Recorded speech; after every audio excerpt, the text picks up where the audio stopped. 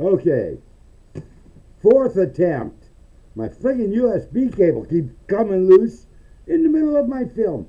I don't know if people got cameramen shooting these videos or what, but this is way harder than I thought it was going to be. Anyway, we're going to go mobile here, because this is about these little electric over hydraulic log splitters. Mine's a Wen 6.5. I bought it at Walmart.com. Pre-pandemic, fall of 19, because we had a bunch of wood we had to split. And the thing worked great as a splitter. I was seriously impressed, other than the fact that it came to me with the splitter bed like 40 inches off the ground. I don't know who was running this thing or who designed it, but I don't want to lift that wood that high if I don't have to. That just seems silly to me. So I lowered it and put some real wheels on the damn thing so it would actually roll. Put a handle on the front so I could tow it around, and a trailer maul mount so I could hook it to my tractor and drag it behind me. Because I am basically lazy, guys. Wrap your brain around that. I'm 68 years old, and quite frankly, swinging a hammer, these days, I try and minimize it. And the way I do that is by building the equipment I need to eliminate the need to do that any more than necessary. This just makes sense to me. These hydraulic splitters, I've heard people say, oh, it's a stupid idea, it's a piece of crap, won't do the work. I got news for them. They're wrong. There's my little lathe, there's another one, there's my belt grinder, welding machines, arc MIG, TIG, plasma cutter, wire feed, argon tank for aluminum and stainless.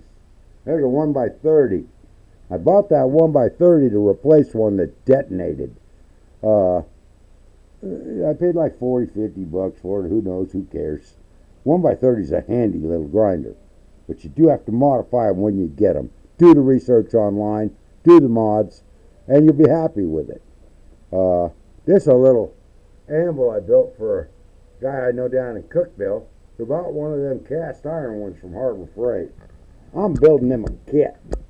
When I get done, yeah, he's going to have everything he needs, and then some. There's my little reel grinder. I got one of those left up here. Got more down below. This is my camera, guys. Wait, can't see it. There it is. See? Yeah, gloves are in the way. I'm looking at my computer screen trying to show this to you. Yeah, take these stupid gloves out of the way. There we go. Now you can almost see it. There it is. There's my big forge.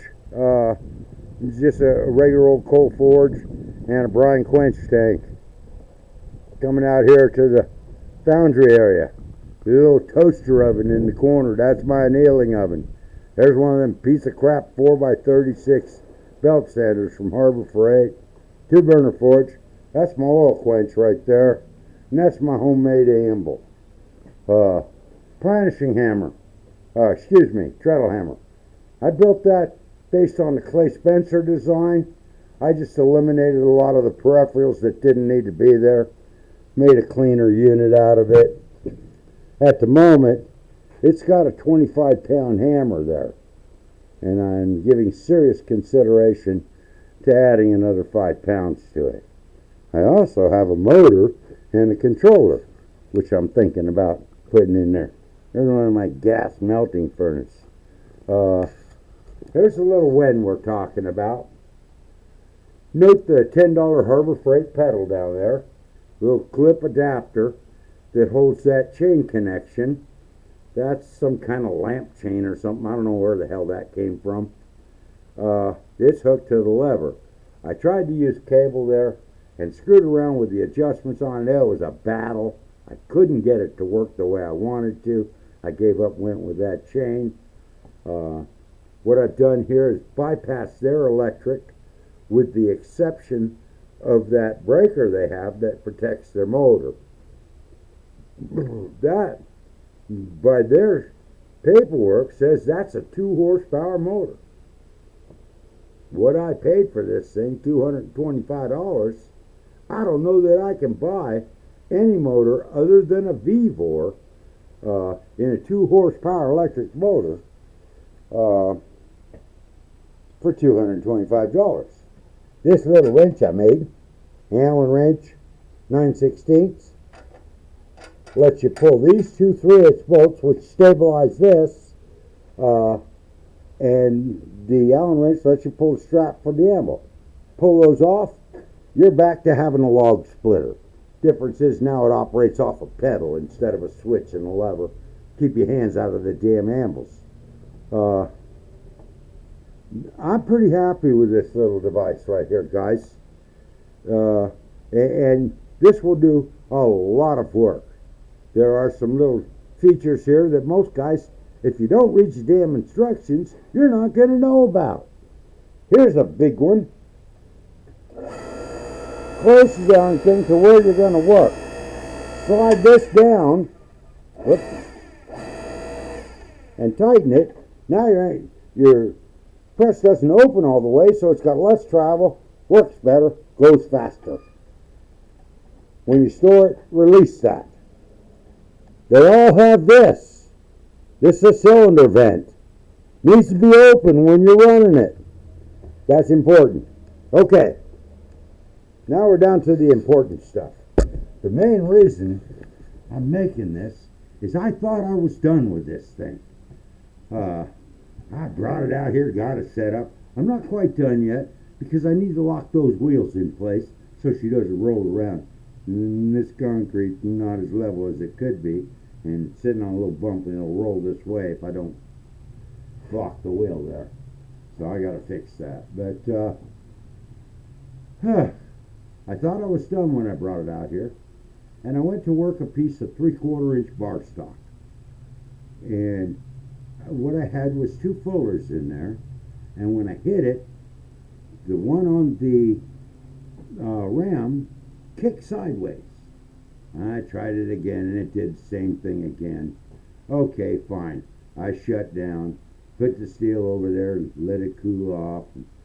Go back to rethinking my program here.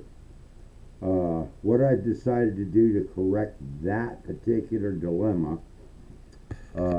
right here on the side of my ram adapter, I'm going to run 3/8 bar stock down to here, put roller bearings on either side that ride up against this tank.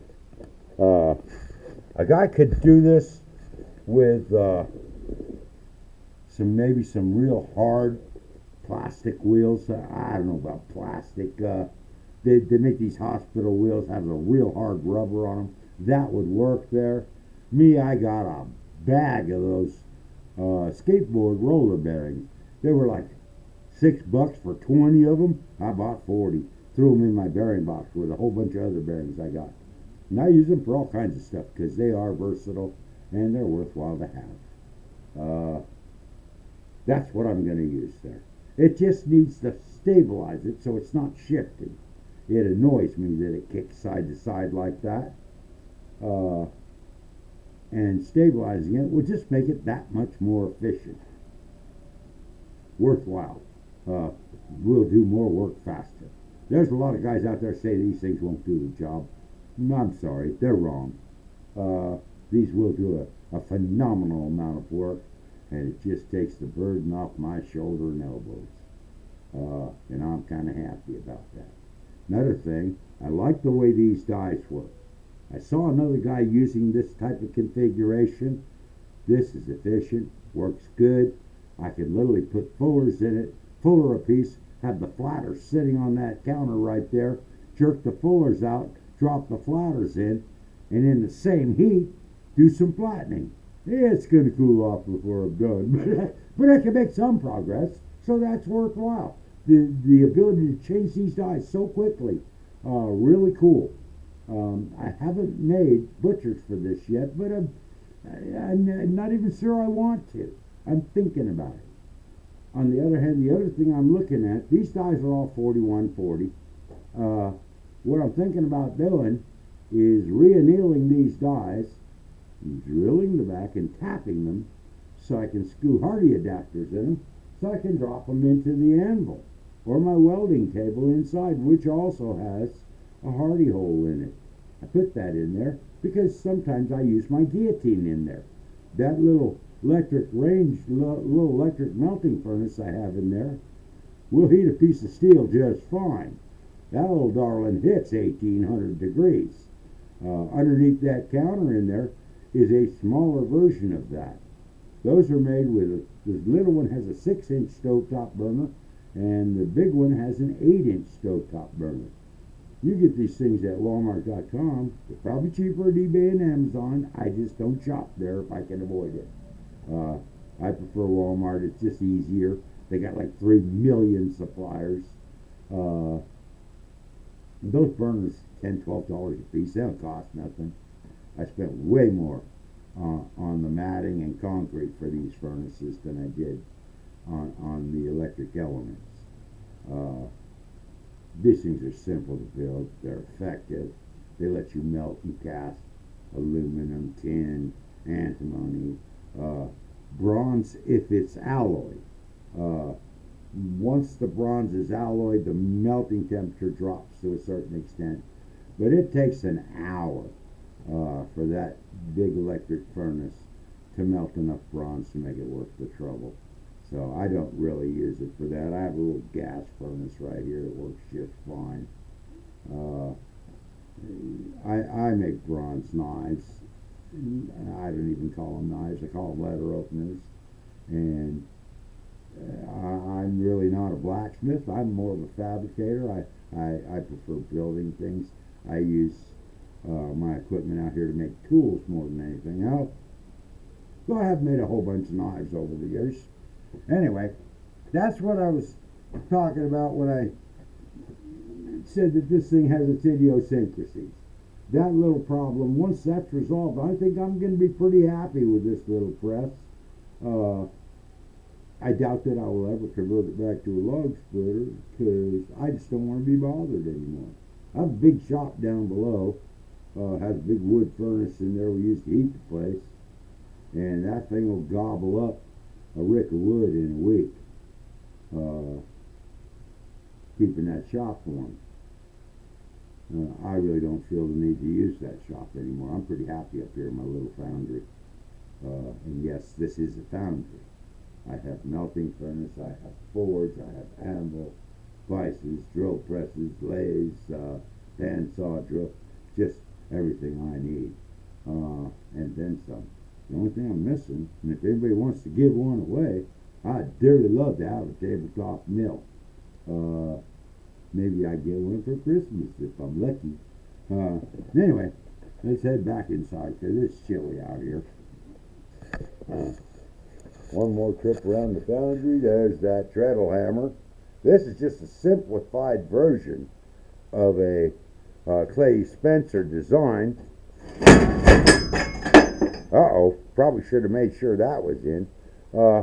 She works fine, and I don't really have any problem with it per se. The biggest thing I've run into is I'd like to add some weight to that hammer.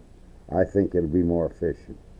And don't leave loose plate putting on it if you're going to smash the pedal down, because it's going to go flying like that just did.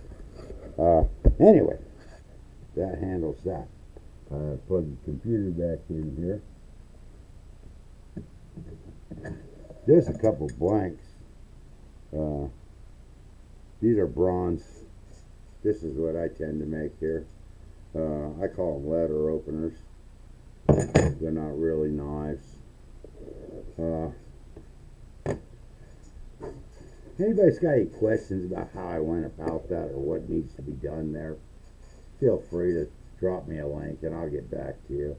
I email and I talk on the phone. I don't text. I don't tweet. I got enough crap going on in my life that I really don't need all the extra nonsense. And I'm not one of those guys who walks around with a phone glued to my hand.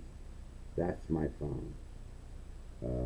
I like it because it fits in these carpenter jeans in this little pocket on the thigh. And I don't have to go hunting for it. Seems to me like we went to a lot of trouble to make phones smaller. Now they're getting bigger again.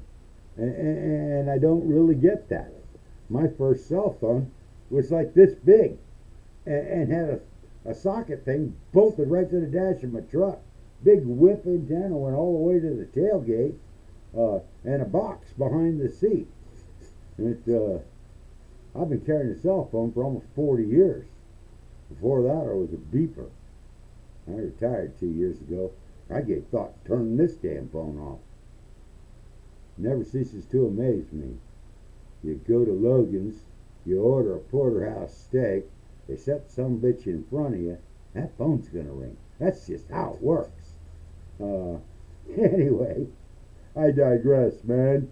There's a lead I've been casting. About 12 pounds there, I think. I'll put that in the lead ingot box. So what I'm thinking about doing is dumping about 5 pounds down the mast of that treadle handle and bumping it up to 30 pounds. I don't know if I want to do it or not. I'm thinking about it. Anyway, anybody wants to contact me, drop me a link through here. I'd be more than happy to have a discussion or offer any advice I can. Other than that, I'm out, guys. Thanks. Bye.